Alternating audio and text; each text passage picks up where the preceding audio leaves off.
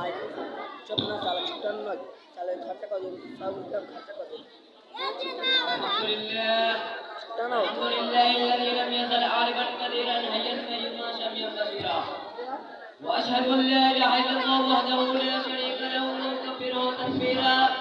واشهد ان محمدا عبده ورسوله وصلى الله على سيدنا محمد الذي ارسله الى الناس كافه وبشيرا ونذيرا وعلى اله واصحابه وسلم تسليما كثيرا محترم بزرگوں دوستوں آخرت کی منزلوں میں سب سے پہلے منزل قبر ہے اگر یہ منزل آسانی سے طے ہو گئی تو بعد والی منزلیں بھی آسان ہو گئی لیکن اگر قبر کی منزل سخت ہو گئی تو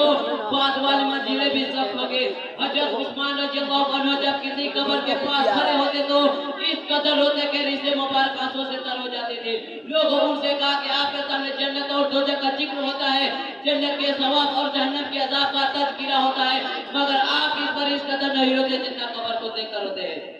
حضرت عثمان رضی اللہ عنہ نے فرمایا ان القبر اول منزل من منازل الاخرة فالنجا منه فما بعد ايسر ولم يوجد منه فما بعد اشد منه قبر آخرت کی منزلوں میں سب سے پہلے منزل قبر ہے اگر اسے نجات مل گئی تو اس کے بعد کی منزل سے کہیں زیادہ سخت ہوگی اگر اسے نجات نہ ملی تو بعد کا مرحلہ اسے کہیں زیادہ سخت ہوگا حضرت عثمان رضی اللہ عنہ نے فرمایا کہ رسول اللہ صلی اللہ علیہ وسلم فرماتے ہیں میں نے قبر سے زیادہ خوفناک حضرت عثمان رضی اللہ عنہ فرماتے ہیں ایک مرتبہ رسول اللہ صلی اللہ علیہ وسلم نے اپنے خطبہ میں فتنہ قبر کا ذکر کیا اور اس طرح بیان کیا کہ لوگ دہاڑے مار کر رونے لگے اور اس قدر کوہرام برپا ہوا کہ میں بات نہیں سمجھ سکے کہ کیا معاملہ ہے جب سکون ہوا تو میں نے اپنے قریب ایک آدمی سے پوچھا کہ آپ حضور 2 منٹ میں 1 منٹ اس نے جواب دیا حضور صلی اللہ علیہ وسلم ارشاد فرمایا لا يدخل النار الا شقی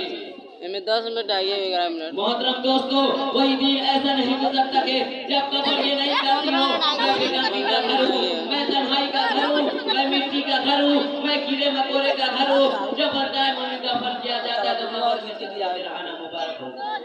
میرے پوچھ پر جو لوگ چلتے تھے ان میں تو میرے نزدیک سب سے محبوب تھا اور جب کہ تم میرے سپرد کیا کہ اگر دیکھنا کہ میں تیرے ساتھ کتنا اچھا سلوک کرتے ہو اس کے بعد ہاتھ نگاہ تک قبر کشادہ ہو جاتی ہے اور جنت کا دروازہ کھول دیا جاتا ہے لیکن فاسق و فاجر یا کافر بندے جب قبر میں دفن کیا جاتا ہے تو قبر اسے کہتی ہے تیرا آنا مبارک ہو جو لوگ میرے پوچھ پر چلتے تھے ان میں تم میرے نزدیک سب سے مقبول تھا آج جب تو میرے حوالے کیا گیا ہے تو دیکھنا کہ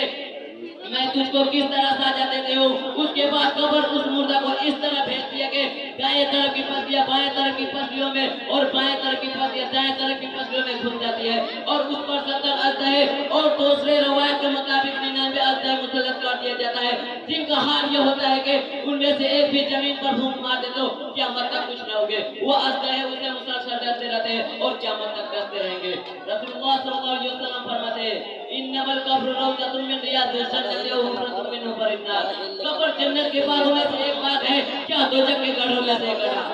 یعنی نیک بندوں کے لیے قبر جنت کا باغ بن جاتی ہے اور بدکاروں کے لیے دوزخ کا گڑھا اب یہ انسانوں پر منحصر ہے کہ وہ اپنے قبر کو جنت کا باغ بنانا چاہتے ہیں یا دوزخ کا گڑھا قبر بذات خود نہ جنت کا باغ نہ دوزخ کا گڑھا ہے انسان کا عمل اپنے قبر کو جنت کا باغ یا دوزخ کا گڑھا بناتا ہے رسول اللہ صلی اللہ علیہ وسلم ارشاد فرماتے ہیں کہ جب مردہ قبر میں دفن کر دیا جاتا ہے تو اس کے پاس 2 فرشتے آتے ہیں جن کا رنگ کالا اور آنکھیں نیلی ہوتی ہے ان میں سے ایک عمر کا دوسرے کو نکیر کرتے ہیں وہ مردہ سے 3 سوالات کرتے ہیں من رب کا تمہارا رب کون ہے ماں دین کا تمہارا دین کون ہے ماں کون تقول فی هذا الرجل محمد تو محمد صلی اللہ علیہ وسلم کے بارے میں کیا عقیدہ رکھتے تھے اگر نیک بندہ ہوتا تو جواب دیتا ہے میرا رب اللہ ہے میرا دین اسلام ہے میرے نبی محمد صلی اللہ علیہ وسلم ہے جنہیں اللہ نے حق کے ساتھ محبوب کیا تھا لہٰذا اس کے لیے جنت کا فرض اور جنت کا لباس ادا کیا جاتا ہے اور جنت کا دروازہ کھول دیا جاتا ہے جس سے وہاں کی خوشگوار ہوا اور مہک آتی رہتی ہے فرشتے نے بندے سے کہتے سو جا جیسے دلہن سوتی ہے اس کے شوہر کے علاوہ کوئی نہیں جگتا اسی طرح تم قیامت تک کے لیے آرام سے سو جا وہ کہتا ہے کہ میں جاؤں ذرا اپنے گھر والوں کو اپنا حال بتا دو فرشتے اسے کہتے نہیں اب تم نہیں جا سکتے یہاں آنے کے بعد واپسی کا قانون نہیں ہے بس تم سو جا بندہ مومن کو